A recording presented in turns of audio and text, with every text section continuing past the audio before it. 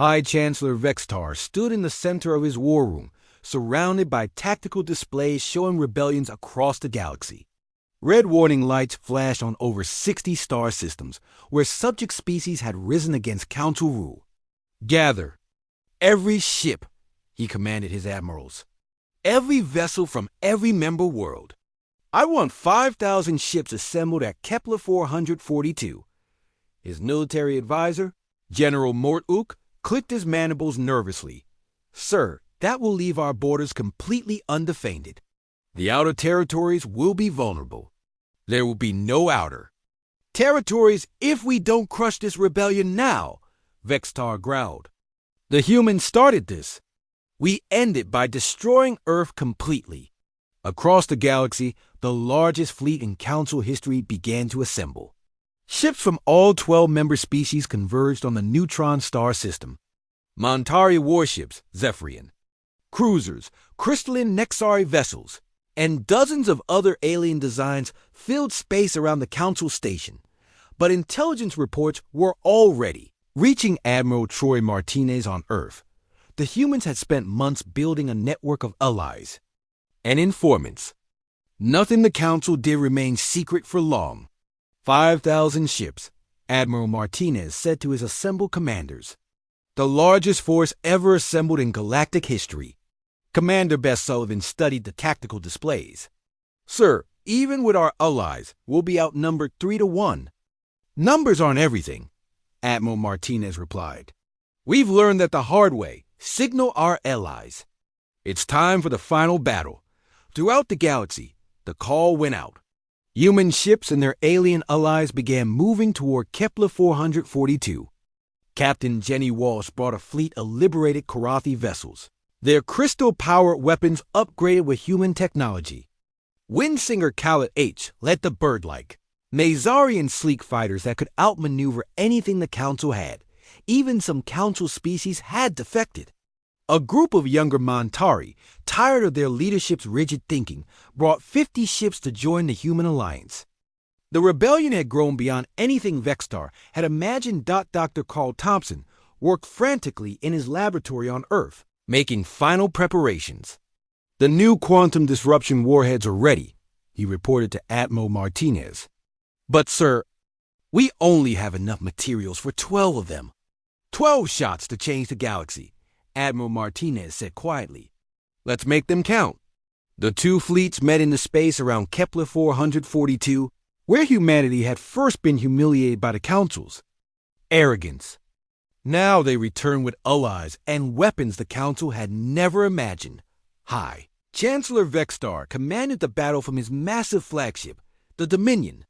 Around him, 5,000 ships arranged themselves in the traditional Council battle formation that had conquered the galaxy. "Begin the attack," he ordered. "Show these rebels the price of defying the Council." The Council fleet opened fire with devastating force. Energy beams and plasma bolts filled space with deadly light. But Admiral Martinez had learned from the first battle. The human-led alliance didn't fight in straight lines or predictable patterns. Commander Pete Jackson led a mixed squadron of human and Karathi ships in a spiraling attack that confused the Council's targeting computers. The aliens still thought in terms of organized formations and logical tactics. "All ships, execute pattern freedom," Admiral Martinez commanded. Across the Alliance fleet, ships began moving in the chaotic, unpredictable patterns that had become humanity's signature. But now they weren't alone. Alien allies had learned human tactics and added their own innovations. The Nazari fighters moved like flocks of birds, swarming around Council ships in impossible formations. The Karathi vessels used their crystal technology to bend energy beams in unexpected directions. Even the defective Mantari had abandoned their species' rigid tactics for human-inspired creativity. High Chancellor Vextar watched his organized battle plan fall apart within minutes. How are they coordinating without proper command structure? He demanded. But that was the point. Humans didn't use rigid command structures. They trusted their people to think for themselves, to adapt and improvise. Every ship in the Alliance, Fleet was free to make its own decisions while working toward the common goal. The battle raged for hours. Ships exploded and died on both sides, but slowly the Council's numerical advantage began to erode. Their predictable tactics were no match for the Alliance's creative chaos. Captain Danny Brooks, now commanding the carrier Enterprise, launched wave after wave of upgraded Hornet fighters. The AI-controlled craft had learned from previous battles and shared that knowledge instantly across the fleet. "Admiral," came a transmission from Dr. Sarah Williams on Earth. "We're detecting massive energy buildups in the Council flagship. I think Vexstar is preparing some kind of super weapon." Admiral Martinez studied his displays. The Dominion was indeed gathering enormous amounts of power. If that weapon fired, it could destroy dozens of Alliance ships at once. "This is it," he said to his crew. "Signal Commander Sullivan. Execute Operation Final Strike." Commander Bess Sullivan received the order aboard her stealth ship, the Shadow. For months, her engineers had been working on a special mission.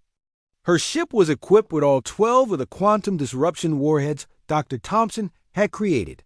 "Beginning infiltration run," she reported. The Shadow used advanced phase shift technology to become completely invisible and intangible. It slipped through the Council fleet like a ghost, heading directly for the Dominion. High Chancellor Vexstar was so focused on his super weapon that he never saw the human ship appear inside his flagship shields. By the time his sensors detected the Shadow, it was too late. Firing all warheads, Commander Sullivan announced, 12 quantum disruption missiles struck the Dominion simultaneously. The massive flagship, symbol of Council power for 10,000 years, began to dissolve at the atomic level. High Chancellor Vexstar had time for one final transmission before his ship disappeared. "This is impossible," he said, his voice filled with disbelief. "We ruled the galaxy. We were eternal." "Nothing is eternal," Admiral Martinez replied. "Freedom always finds a way." The Dominion vanished into scattered atoms. With their leader gone and their tactics useless, the Council fleet began to surrender in groups. Some ships fled to distant systems. Others simply stopped fighting and requested mercy. The battle was over. After 10,000 years, the Galactic Council's reign had ended. 6 months later, representatives from hundreds of worlds gathered on a neutral station to form a new government. President Helen Cross of Earth addressed the assembly, but she was not the leader. This new alliance had no single ruler. "We gather not as conquerors and conquered," she said, "but as equals. Every species, every world, every voice matters in this new galaxy." The Free Galactic Alliance was born from the ashes of the old empire. Humans served alongside former enemies, sharing technology and knowledge freely. The Mantari learned human creativity. Humans learned Karathi crystal science. The Nizari taught everyone new ways to fly. Commander Jake Morrison, now an ambassador, met with former Council species to help them adjust to freedom. Many have forgotten what it meant to make their own decisions after millennia of following orders. "It will take time," he told a group of former Council officers. "Freedom is harder than slavery, but it's worth it." Dr. Lisa Parker established schools throughout the galaxy where different species could learn from each other. The rigid thinking that had dominated galactic civilization for so long was replaced by the human concepts of creativity, cooperation, and hope. Years later, exploration fleets from dozens of species pushed into unknown regions of space. They carried with them the lesson humanity had taught the galaxy, that diversity was strength, that creativity could overcome any obstacle, and that no one should ever have to surrender their freedom. The galaxy was vast and full of wonders. And now, for the first time in 10,000 years, every species was free to explore it together. Commander Bess Sullivan's final log entry captured the moment perfectly. Humanity came to the stars as a small, primitive species. We leave this chapter as part of something much greater. The universe is infinite, and so is the potential of free people working together. The stars themselves seem brighter in the new galaxy, lit by the hope that freedom had brought to every world. 6 months had passed since humanity joined the Galactic Council. Admiral Jake Morrison sat in his command chair aboard the UES Horizon, reading reports from human colonies scattered across nearby star systems. Everything seemed peaceful. Too peaceful, he thought. "Admiral, we're receiving an emergency transmission," Lieutenant Ben Cole called out from his station. His face had gone pale. "It's from New Terra Colony." Morrison's blood ran cold. New Terra was one of humanity's newest settlements, home to 50,000 civilians, including families and children. His own daughter, Commander Sarah Morrison, was stationed there as the colony's defense coordinator. "Put it through immediately," Morrison ordered. The main screen flickered to life, showing a woman in a torn uniform. Smoke and explosions filled the background behind her. "This is Colonel Janet Stevens on New Terra. We are under attack by unknown hostile forces. Repeat, New Terra is under attack. We have heavy casualties, and our defenses are failing." The transmission cut to static. Morrison was already standing. "Navigation, set course for New Terra. Maximum speed." "Sir," said Commander Pete Jackson, his tactical officer. Jackson was a smart man in his 30s, with black hair and serious brown eyes. "Council regulations require approval for any military response. We need permission before we can leave." Morrison wanted to ignore the regulations and leave immediately, but he knew the consequences. Breaking council rules could result in humanity being expelled from galactic protection. "Send an emergency request to the council. Tell them we need immediate authorization for a rescue mission." Dr. Alex Bennett looked up from his science station. "Admiral, I'm detecting no other ship movements in this sector. Shouldn't the council be responding to this attack?" Captain Nicole Hayes frowned from her security post. "The council promised to protect all member species. Where are their ships?" Hours passed with no response from the council. Morrison paced the bridge, watching the time tick by. Every minute meant more people could be dying on New Terra. More people like his daughter Sarah. Finally, Ambassador Dizes appeared on the communication screen. The Zalari looked as calm as always, his large dark eyes showing no emotion. "Admiral Morrison, we have received your request," Dizes said in his musical voice. "Ambassador, we need immediate authorization," Morrison replied. "Our people are dying." "We understand your concern, Admiral. However, the Council must investigate the situation carefully. We cannot risk escalating a conflict." "Escalating?" Morrison felt his anger rising. "Our colony is under attack. What investigation do you need?" "The attackers may be trying to draw Council forces into a trap," Dizes explained. "We have seen this tactic before." "The Council must analyze all available data before authorizing military action." Commander Jackson stepped forward. "How long will this analysis take?" "Perhaps 2 or 3 days," Dizes replied casually. Morrison couldn't believe what he was hearing. 2 or 3 days? The colony could be completely destroyed by then. "Admiral, you must trust the Council's wisdom. We have maintained galactic peace for 1,000 years. We know how to handle these situations." The transmission ended, leaving Morrison staring at a blank screen. He turned to his crew, seeing the same anger and frustration on their faces. "Sir, we could go anyway," Captain Hayes suggested quietly. Morrison was tempted, but he shook his head. "Not yet. If we break Council law now, they could use it as an excuse to abandon Earth entirely." For 3 long days they waited. Morrison barely slept, thinking about Sarah and the other colonists. Finally, the Council's authorization came through, but it included strict limitations. "Only 1 ship may respond," Ambassador Dizes explained. "You may carry minimal weapons only, and you must take a Council observer to ensure compliance with galactic law." "Minimal weapons?" Commander Jackson protested.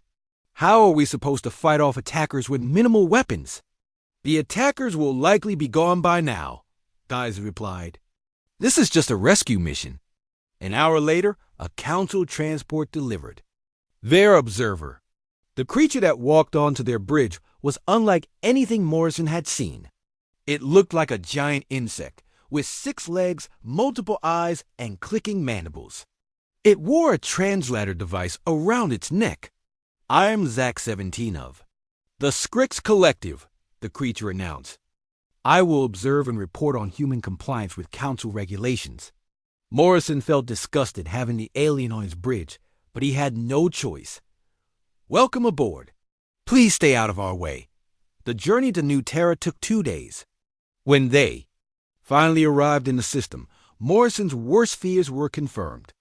The planet's orbital stations were destroyed. Debris floated everywhere.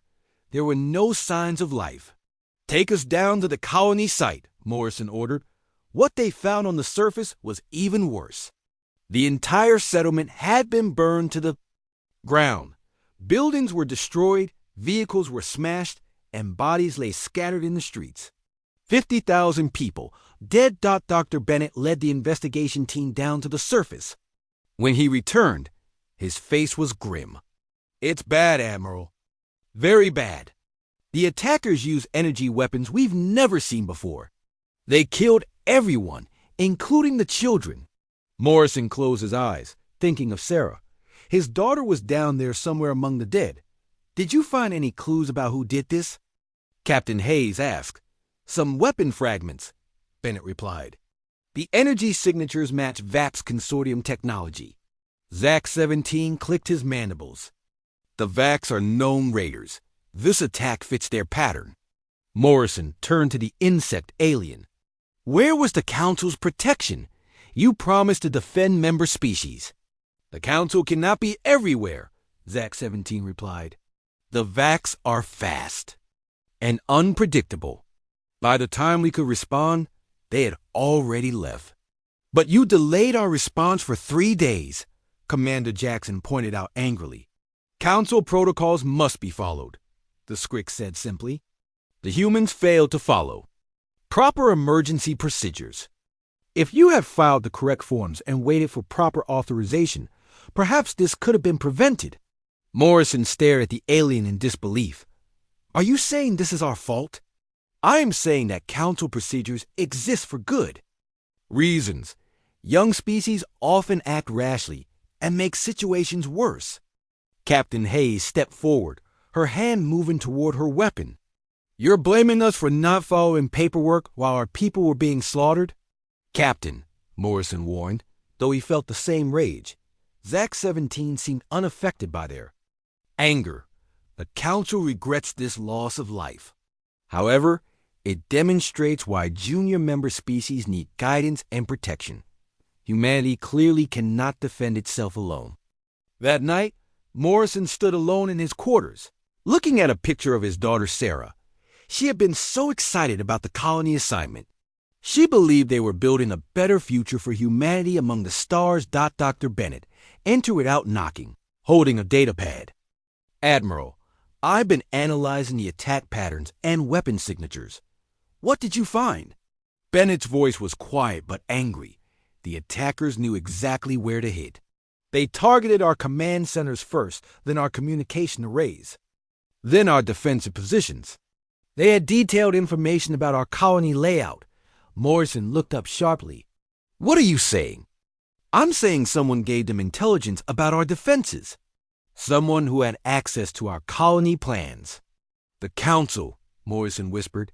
"It gets worse," Bennett continued. "I found something in the wreckage. A piece of VAX technology that doesn't match their usual equipment. It's too advanced, too clean. I think someone supplied them with upgraded weapons specifically for this attack." Morrison felt everything clicking into place. The delayed response, the restrictions on their rescue mission, the convenient timing of the attack. "They set us up. That's what I think," Bennett agreed. "The question is why?" Morrison looked back at Sarah's picture. His daughter and 49,999 other people had died not in a random attack, but as part of some larger plan. The Council hadn't failed to protect them. The Council had helped kill them. "Doctor, how long would it take to analyze all our communications with the Council?" "A few days." "Why?" Morrison's voice was hard as steel. Because I want to know exactly what game they're playing. And then I want to know how we're going to make them pay for what they've done. Outside the ship, New Terra's sun was setting over the ruins of humanity's first betrayal. But Admiral Morrison didn't know yet that this was only the beginning. The Galactic Council's plan for humanity was much bigger than one destroyed colony. And when humanity finally learned the truth, the galaxy would discover that betraying the human race was the last mistake the Council would ever make. Dr. Alex Bennett hadn't slept in 3 days. His eyes burned as he stared at the computer screen in his lab aboard the Hughes Horizon. What he had found in the alien communication files made his blood run cold. Admiral Morrison to the science lab.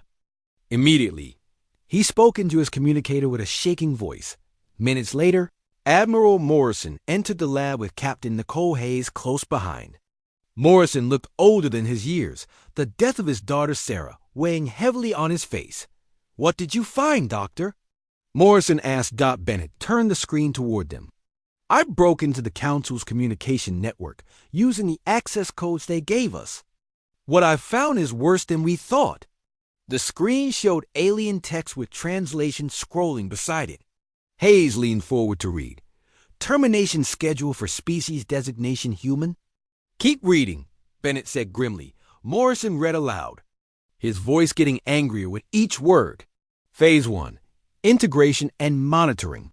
Phase 2, colony elimination to demonstrate weakness. Phase 3, Earth invasion and species termination. "There's more," Bennett continued, switching to another file. "This is a conversation between High Chancellor Vex and the other Council leaders from 2 weeks ago. A recording played, translated into English. The human species shows dangerous potential," a harsh voice said. "Their technology develops too quickly. Their military thinking is too aggressive. They must be eliminated before they become a threat." Another voice, smoother and more familiar, replied. It was Ambassador Dizes. "The humans suspect nothing. They trust us completely. When we destroy Earth, the galaxy will believe it was a Vax." "Attack." Captain Hayes slammed her fist on the table. "Those lying monsters. They planned this from the beginning." Morrison's jaw was tight with rage. "How long have they been watching us?" Bennett pulled up more files. "According to this, they've been monitoring Earth for over 50 years. They know everything about our technology, our military, our weaknesses. But Admiral, there's something else. Something that might explain why they're so afraid of us." He showed them a detailed analysis of human military capabilities compared to other galactic species. "Look at this. Every other species in the Council developed their technology during long periods of peace. They never had to fight major wars." "So?" Hayes asked. "So their weapons are designed for show, not for actual combat. Their tactics are based on honor and formal battles. They've never faced an enemy that fights to win at any cost." Morrison studied the data. "You're saying they're afraid because we're better at war than they are?" "I'm saying they're afraid because we understand war and they don't," Bennett replied. "Look at their ship designs. Big, impressive, but with weak armor and limited weapons. Their fighters are built for one-on-one duels, not group combat. There. Soldiers train for ceremonial battles, not real fighting." Hayes was reading another file. "Admiral, you need to see this. It's a communication from yesterday." The message was from High Chancellor Vex to his fleet commanders. "Accelerate the timeline. Human military analysis shows they may be developing countermeasures. Begin Earth assault in 15 days instead of planned 30. Morrison felt ice in his veins. 15 days. They're going to attack Earth in 15 days. "There's more bad news," Bennett continued. "They're not just planning to attack Earth. They're planning to destroy every human in the galaxy. According to this, they consider us an aberrant species that threatens galactic peace." Captain Hayes pulled up another screen. "I've been analyzing. The attack on New Terra, the Vax ships that destroyed our colony weren't alone. I found engine signatures from Council ships nearby. They were watching and directing the attack." "Proof," Morrison said quietly. More than that, Bennett added. I found the real reason they wanted us to join the Council. Every new species that joins goes through the same process. Integration, monitoring, and if they're deemed dangerous, elimination. He showed them a list of species names, many cross. Out in red. 16 species have joined the Council in the last 1,000 years. 7 of them were eliminated. The others were made into servant races. Morrison read the list. The Kalinari, eliminated for aggressive expansion. The Corvin, eliminated for dangerous technology development. The Nexari, eliminated for military advancement. They're not a council, Hayes realized. They're exterminators. They destroy any species that might challenge their control. Bennett nodded. And humans scared them more than any species they've ever encountered. Our technology, our tactics, our refusal to back down. We represent everything they fear. Morrison was already moving toward the door. We need to contact Earth immediately. Admiral, wait, Bennett called out. There's something else. Something that might change everything. Morrison stopped. What? I found references to something called the Prometheus Protocol. It appears in several of our own military files, but it's classified above my clearance level. The aliens mention it too. They're very worried about it. Morrison and Hayes exchanged a look. How worried? Hayes asked Bennett, showed them another alien communication. Worried enough that they moved up their attack timeline specifically because of it. They're afraid that if they wait too long, humanity will activate something they can't stop. Morrison made a decision. Doctor, copy everything you found. Make multiple backups. Captain Hayes, secure the ship. We're going home. What about the Council Observer? Hayes asked. Morrison's smile was cold. Zach-17 is about to have an unfortunate accident. An hour later, Zach-17 was found unconscious in his quarters, apparently having fallen and hit his head.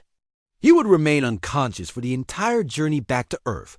The journey to Earth took 4 days. Morrison spent most of that time in secure communications with Earth's leadership. What he learned during those conversations changed everything he thought he knew about humanity's preparedness. Mr. President, Morrison said during one encrypted call, I need to know about Prometheus Protocol. President Walsh's face on the screen looked tired but determined. Admiral, what I'm about to tell you is classified at the highest level. When we first detected alien signals 50 years ago, we began preparing for the possibility that first contact might not be peaceful. What kind of preparations? The kind that the Galactic Council is right to fear, Walsh replied. Admiral, humanity didn't stop developing weapons when we reached the stars. We got better at it. General Chris Parker appeared on screen beside the president. Jake, remember all those exploration missions we sent out over the past 30 years? The ones that mapped empty star systems and established research stations? Morrison felt understanding dawn. They weren't exploration missions. They were military preparation missions, Parker confirmed. We've been building shipyards, weapons platforms, and strategic bases throughout human space. The Council thinks they know our capabilities, but they've only seen what we wanted them to see. President Walsh leaned forward. Admiral, when you return to Earth, you won't be commanding just the U's horizon. You'll be commanding the largest military fleet in galactic history. How large? Morrison asked. Large enough to make the Council regret ever hearing the word human. Parker replied. Dr. Bennett, who had been listening, spoke up. Sir, the aliens have a 5-to-1 numerical advantage in ships. General Parker's smile was grim. Doctor, they're counting ships designed for parades and police work. We built ships designed for war. Morrison felt something he hadn't felt since Sarah's death. Hope. When do we activate the protocol? The moment you dock at Earth Station 1. Walsh sighed. The Council wants to eliminate humanity in 15 days. They're about to discover that humanity has been preparing for this fight for 50 years. Captain Hayes looked at the star charts. Admiral, We'll reach Earth in 6 hours. Morrison nodded. Then in 6 hours, the Galactic Council's war against humanity begins. And they're going to learn why you should never betray a species that has spent its entire history perfecting the art of war. On the bridge, Lieutenant Ben Cole was monitoring communications. Admiral, I'm picking up massive fleet movements throughout. Council space. It looks like they're mobilizing everything they have. Let them come, Morrison replied. They think they're hunting sheep. They're about to discover they've awakened wolves. Behind them, Dr. Bennett was still analyzing the alien. Files. What he found in the deepest archives made him smile for the first time in days. The Council had made detailed plans for destroying humanity, but they had made one critical error. They had planned to fight the humans they thought they knew.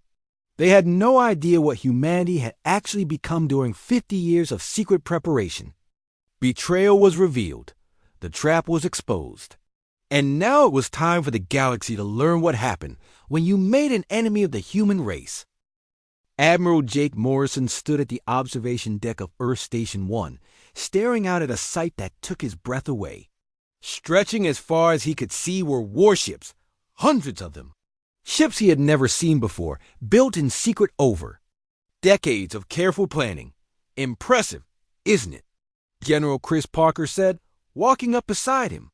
The general looked proud and grim at the same time. 50 years of preparation, Jake. 50 years of building for a war we hoped would never come. Morrison counted the massive vessels floating in formation. How many ships are we talking about, Chris? Active fleet? 800 combat vessels. That includes 12 Dreadnought-class battleships, 47 heavy cruisers, 100, and 12 destroyers, and the rest are support ships, carriers, and assault vessels. 800 ships, Morrison repeated in amazement. The Council thinks we have maybe 20 exploration vessels. That's what we wanted them to think, Parker replied. Every time we sent an exploration mission, we were actually building shipyards and weapons platforms. The Kepler station they think is a research facility? It's actually our largest military construction yard. Dr. Alex Bennett joined them at the window. He looked exhausted but excited. Admiral, you need to see what these ships can actually do. The technology is incredible. They walked through the station corridors toward the Fleet Command Center. Along the way, Morrison saw thousands of military personnel he had never known existed. These weren't the small crews of exploration ships. These were soldiers, Marines, and naval officers trained for serious warfare. How did we keep this secret? Morrison asked. Compartmentalization, Parker explained. Most people working on the project only knew their small part. The exploration crews were real explorers, just with military backup they never saw.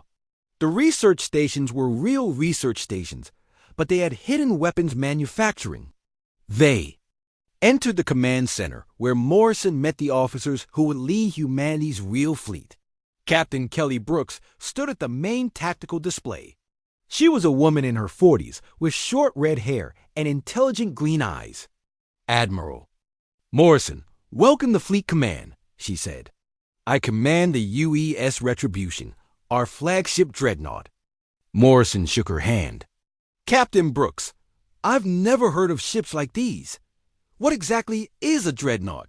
Brooks smiled. Something the Galactic Council has never seen before. 1,200 meters long, armed with kinetic bombardment cannons. That can crack a planet's crust. The Council builds ships for show. We built ships to end wars. Show me, Morrison said. Brooks led them to a detailed hologram of the UES Retribution. The ship was enormous, covered in weapon systems and armor plating. It looked nothing like the sleek, decorative Council vessels. The main guns fire tungsten projectiles at 30% of light speed, Brooks explained. Each shot has the power of a nuclear weapon, but with no radiation. The secondary weapons are plasma cannons, missile pods, and point defense systems. Commander Tony Martinez stepped forward. He was a tough-looking man with black hair and scars on his face. Admiral, I command the Special Operations Division. We have 40,000 Marines trained in boarding actions and ground assault. Boarding actions? Morrison asked. Something no Council species has ever developed, Martinez replied. They fight ship-to-ship battles at long range. They've never conceived of actually boarding enemy vessels and taking them by force. Dr. Bennett was studying the technical specifications. These weapon systems are incredible. How did we develop technology this advanced? By doing what humans do best, said a new voice. Morrison turned to see a young woman with brown hair and glasses approaching. I'm Dr. Susan Clark, head of weapons development.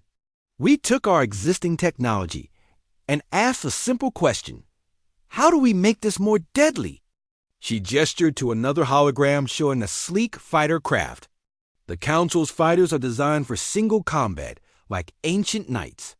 Our fighters work in coordinated squadrons with shared targeting data. One human squadron can destroy an entire Council fighter wing. Captain Brooks switched the display to show the full fleet formation. Admiral, what you're seeing here is just the active fleet. We have construction yards that can build more ships, hidden supply bases, and automated weapons platforms. Automated? Morrison asked. Controlled by artificial intelligence, Dr. Clark explained. Something the Council considers impossible and dangerous. They're right about the dangerous part. A new officer approached the group. Admiral Morrison? I'm Commander Janet Torres, Squadron Leader for Fighter Wing Alpha. I wanted to brief you on our capabilities. Morrison looked at the young pilot. She was small and thin, but her eyes were hard as steel. Go ahead, Commander. Sir, our fighters are equipped with advanced AI targeting systems and work as a connected network, where Council pilots train. For individual glory, we train the hunt in packs.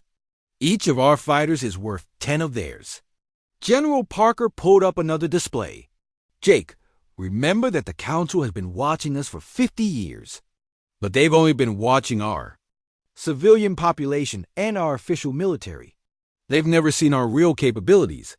What do you mean? They think humans are peaceful because that's what our civilian society looks like. They don't understand that we separated our military development completely. While our civilians were building farms and cities, our military was building the most advanced war machine in galactic history. Morrison studied the fleet displays. This is incredible, but the Council still outnumbers us 5-1. Can we really win against those odds? Captain Brooks exchanged a look with the other officers. Admiral, may I ask you a question? When you fought in the Titan War, did the rebels outnumber Earth forces? Yes, 3-1, Morrison replied. And who won? Morrison understood her point. We did, because we have better training, better tactics, and better motivation. Exactly, Brooks continued. The Council has numbers, but they've never fought a real war. Their ships are beautiful but weak. Their crews are trained for ceremony, not combat. Their tactics are based on honor, not victory. Dr. Bennett looked up from a datapad. Admiral, I've been analyzing Council battle records. In their entire 1,000-year history, they've never fought an enemy that shot back effectively. They've only battled primitive species with basic weapons, Commander Martinez grinned. They're about to face an enemy that fights dirty, fights smart, and fights to win. There's something else, General Parker added. The Council's plan to attack Earth in 15 days. We've known about it for a week. Our intelligence network is better than they think. Morrison raised an eyebrow. We have spies in the Council? Better than spies, Dr. Clark said. We have AI systems that have been monitoring their communications for years. Every message, every plan, every secret meeting. We know what they're going to do before they do it. Captain Brooks activated another display showing the galactic map. Admiral, the Council fleet is gathering at 3 staging areas before moving on Earth, but we're not going to wait for them to attack us. What are you suggesting? We're going to hit them first, Brooks replied. While they're still organizing, while they think we're helpless, we're going to strike at their staging areas and destroy their fleets before they can coordinate. Morrison looked around at the faces of humanity's military leaders. These people had spent decades preparing for this moment. They weren't afraid of the Council. They were eager to show what humanity could really do. "When do we launch?" Morrison asked. General Parker smiled. "As soon as you give the order, Admiral. The fleet is ready. The crews are ready. The weapons are ready." Morrison thought about his daughter Sarah, killed because the Council wanted to eliminate humanity. He thought about the 50,000 colonists on New Terra, murdered as part of a plan to weaken human resolve. "General Parker," Morrison said formally, "I hereby authorize the activation of Prometheus Protocol. Launch the fleet." Alarms began sounding throughout the station. On screens around the command center, Morrison watched as hundreds of warships powered up their engines. The largest military fleet in galactic history was about to go to war. The Council thought they were hunting sheep. They were about to discover. They had awakened the most dangerous predator the galaxy had ever seen. "Admiral," Captain Brooks said, "welcome to humanity's real military. Let's go show the galaxy what we're actually capable of." Outside the station, the human fleet began moving toward its destiny. The Council had betrayed humanity, thinking they were eliminating a weak species. They were about to learn that they had started a war with the wrong enemy. High Chancellor Vex stood on the bridge of his command ship, the Eternal Glory, watching as the massive Council fleet assembled around him. Over 2,000 ships floated in formation near the Galactic, capital of Nexus Prime. It was the largest military force ever gathered in Council history. "Report," Vex commanded his aide, a nervous Scrix officer named Clix-9. "All fleets have arrived." "Chancellor," Clix-9 clicked through his translator. "The Korthik Heavy Fleet, the Zalari Patrol Squadrons, the Scrix Swarm Wings, and the Nethys. Crystal ships, we are ready to proceed to Earth." Vex smiled, showing his sharp reptilian teeth. "Excellent. The human species will be eliminated within days. The galaxy will finally be safe from their dangerous influence." Ambassador Dizes appeared on the communication screen from his own ship. "Chancellor, our intelligence confirms that the humans have only 23 ships in their entire fleet. They are completely unprepared for our attack." "Perfect," Vex replied. "Begin the final approach to Earth. We will arrive in 6 hours and finish this quickly." What Chancellor Vex didn't know was that human ships had been watching his fleet for days. Invisible to Council sensors, dozens of human stealth frigates had been monitoring every movement, every communication, every tactical decision. Aboard the UES Ghost Rider, one of humanity's advanced reconnaissance ships, Lieutenant Commander Brad Hughes watched the massive alien fleet through his instruments. The ship was completely invisible to Council technology, using stealth systems the aliens had never imagined. "Captain Stevens," Hughes called to his commanding officer, "the Council fleet is beginning to move toward Earth." Captain Doug Stevens nodded grimly. He was a veteran of Earth's secret military buildup, and he knew what was coming next. "Send the signal to Admiral Morrison. Tell him the trap is ready." Meanwhile, Admiral Morrison stood on the bridge of the UES Retribution as the human fleet moved through hyperspace toward Nexus Prime. The plan was simple and devastating. While the Council fleet moved toward Earth, humanity would strike at the heart of Council power. "Time to target?" Morrison asked Captain Kelly Brooks. 20 minutes until we reach Nexus Prime," Brooks replied. "The Council's home defense fleet is minimal. Most of their ships are heading for Earth." Commander Tony Martinez was checking his assault troops. "Admiral, my Marines are ready for boarding operations. We've practiced this scenario 100 times." Dr. Alex Bennett looked up from his tactical station. "Sir, I'm detecting massive energy signatures from Nexus Prime. The planet shields are at maximum power." "It won't matter," Captain Brooks said confidently. "Our main guns can punch through anything they've built." Squadron Leader Janet Torres spoke from the fighter bay. "Admiral, Fighter Wing Alpha is ready for launch. We have 200 fighters prepared for combat." Morrison nodded. "This is it, people. The Council thought they could eliminate humanity without consequences. Today they learned the price of betraying the human race. The human fleet dropped out of hyperspace at the edge of the Nexus Prime system. Immediately, alarms began sounding. On every Council ship and station in the area. On Nexus Prime, the planet's defense coordinator stared in shock at his displays.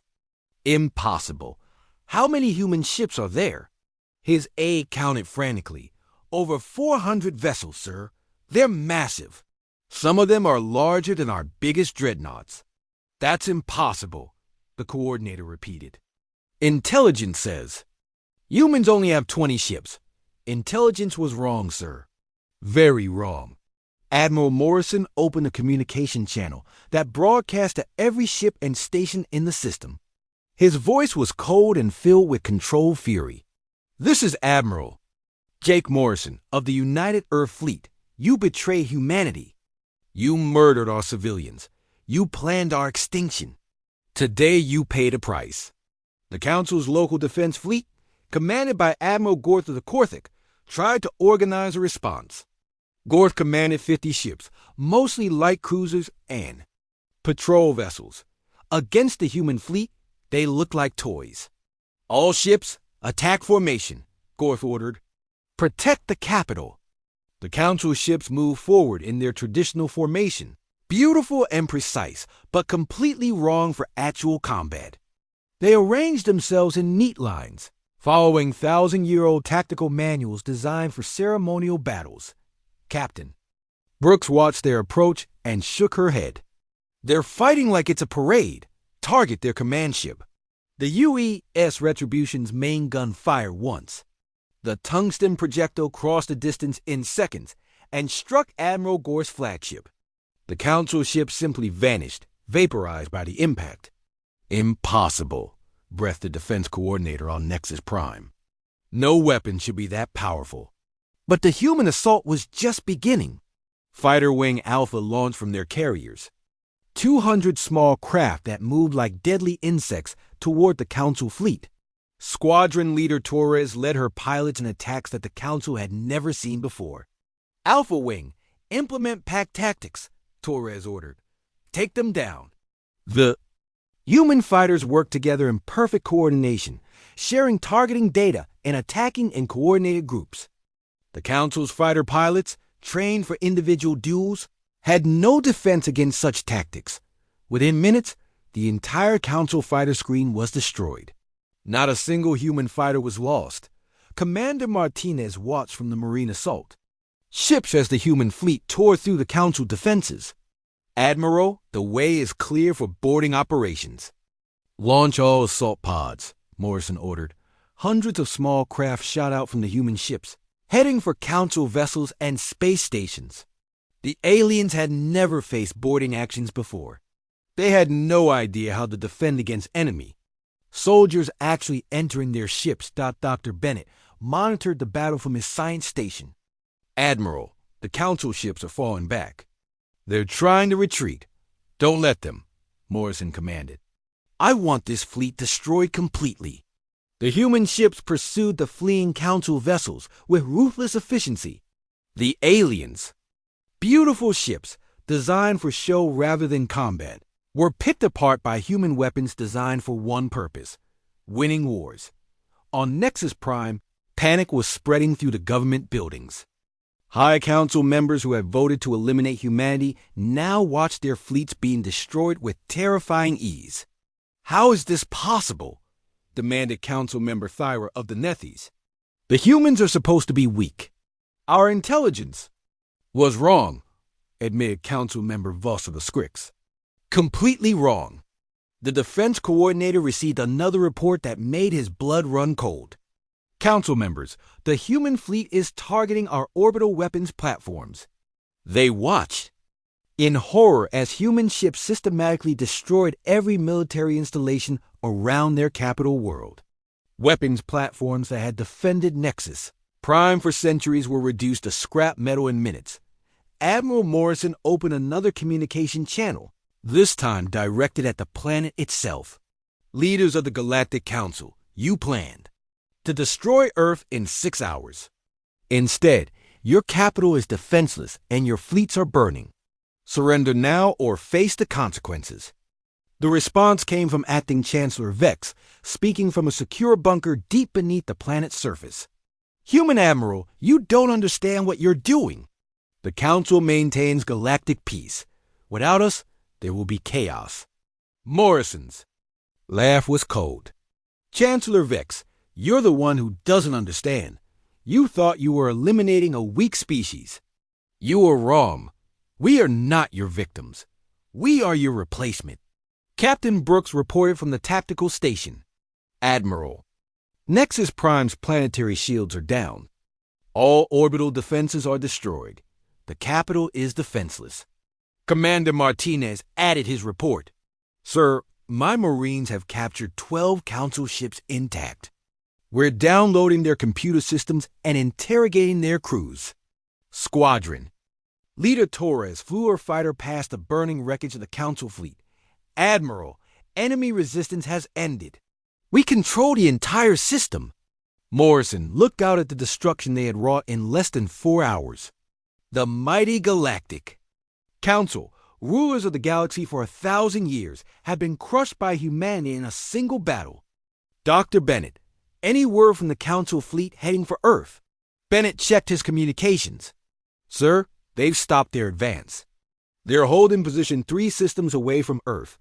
I think they're afraid to continue. Morrison smiled. Grimly, they should be afraid. Send a message to all human fleets. The Council wanted a war. Now they have one. And we're going to finish what they started. On Nexus Prime, the Council leaders huddled in their bunkers as human ships took control of their capital. They had thought they were hunting sheep, but they had awakened wolves instead. The reckoning had begun, and humanity was just getting started. 3 months had passed since the Battle of Nexus Prime. Admiral Jake Morrison stood in what used to be the Galactic Council's Grand Assembly Hall, now converted into a military command center. Human flags hung where alien banners once displayed. The symbols of a 1,000-year empire. The transformation was complete. The Galactic Council no longer existed. In its place stood the Human Colonial Authority, governing former Council space with an iron fist wrapped in the promise of order. Status report, Morrison commanded General Chris Parker, who now served as military governor of the former Council territories. Resistance has ended in all major systems, Parker replied, consulting his datapad. The last Cortic holdout surrendered. Yesterday, High Chancellor Vex is being held in Detention Facility 7, awaiting trial. Morrison nodded grimly. The trials have been proceeding for weeks now. Every council leader who had voted for humanity's extermination faced charges of genocide and crimes against sentient species. The evidence Dr. Alex Bennett had gathered made their guilt undeniable. What about the other species? Morrison asked Doc Captain Nicole Hayes, now promoted to Admiral, step forward. The Aquarian delegation is requesting a meeting. They claim they opposed the plan to eliminate humanity, but were silenced by Council threats. Morrison considered this. During the occupation, they had discovered that several species in the Council had indeed opposed the anti-human agenda. The aquatic dolphins of Aquaria Prime had even tried to warn Earth, but their messages had been intercepted by Council intelligence. Scheduled a meeting, Morrison decided. We'll need allies if we're going to rebuild galactic civilization properly. Ambassador. Lisa Carter entered the command center, looking tired but determined. She had been working non-stop to establish diplomatic relations with the surviving species and former Council colonies. Admiral, I have news from the Outer Territories, Carter said. 17 former Council worlds have requested to join the Human Colonial Authority. They're tired of chaos and want our protection. And the others, still deciding. Most are afraid of us, but they're more afraid of the pirates and raiders moving into the power vacuum. This was the reality Morrison faced. Destroying the Council had been easy. Replacing it with something better was proven much harder. The galaxy had depended on Council authority for 1,000 years. Without it, some regions were falling into chaos. Commander Tony Martinez walked up to the group, his Marine uniform. bearing new insignia marking him as head of colonial security. Admiral, we've had another incident in the Theta Sector. Raiders attacked a transport convoy, Vax Consortium? Morrison asked. Worse, former Council military units that went rogue after the government collapse. They're better equipped than regular pirates. Morrison felt the weight of responsibility on his shoulders. When they had destroyed the Council, they had become responsible for maintaining order across hundreds of star systems. It was a job humanity was still learning to do. Dr. Bennett, approached from his science station, now expanded to monitor the entire former Council territory. Admiral, I have the final casualty reports from the war. Morrison braced himself. How bad? Total Council military losses, approximately 2 million personnel. Total human losses, 843. Killed in action. The numbers still amazed Morrison. Humanity had crushed a galactic empire while losing fewer than 1,000 people. The Council's military had been unprepared for real warfare. What about civilian casualties? Morrison asked quietly. Bennett's expression became somber. That's harder to calculate.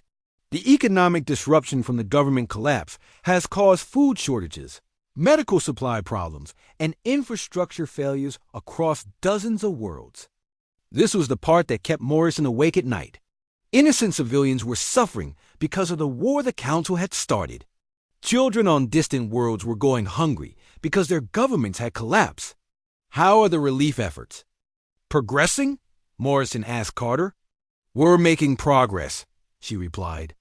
Human aid ships are delivering supplies to the worst-hit areas. But some species are refusing our help because they're afraid we'll occupy their worlds. Captain Kelly Brooks entered the command center, still commanding the UES Retribution Bud, now serving as fleet coordinator for the entire human navy. Admiral, I have a request from Earth Command. They want to know when you're coming home. Morrison looked around the bustling command center. Human personnel worked alongside aliens from a dozen species, slowly building the framework of a new galactic government. Not yet, Captain. There's still too much work to do here. Sir, you've been away from Earth for 6 months. Your family is worried about you. Morrison thought about Earth, now safe and protected by the largest military fleet in galactic history. His wife was there, along with the memorial they had built for his daughter Sarah. Part of him wanted to go home and try to find peace, but another part knew that his duty wasn't finished. The galaxy was still healing from the wounds left by the Council's collapse and humanity's brutal response. Admiral, said a new voice. Morrison turned to see Ambassador Visas being escorted into the command center by 2 human guards.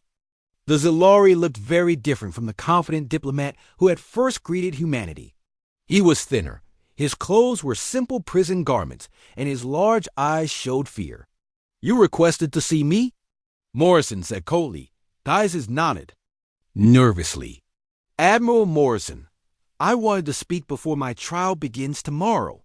What could you possibly have to say to me? I wanted to apologize, Visas said quietly. What the Council did was wrong. What I did was wrong. I helped plan the murder of your people, including your daughter. Morrison felt anger rising in his chest, but he controlled it. An apology won't bring back Sarah or the 50,000 people who died on New Terra. I know, Visas replied, but I wanted you to understand something. The Council was afraid of humanity, yes, but we were also jealous. Jealous? Your species accomplished in centuries what took us millennia. Your technology, your art, your capacity for both creation and destruction. We had grown comfortable in our power, and you represented change we couldn't control. Morrison studied the alien's face.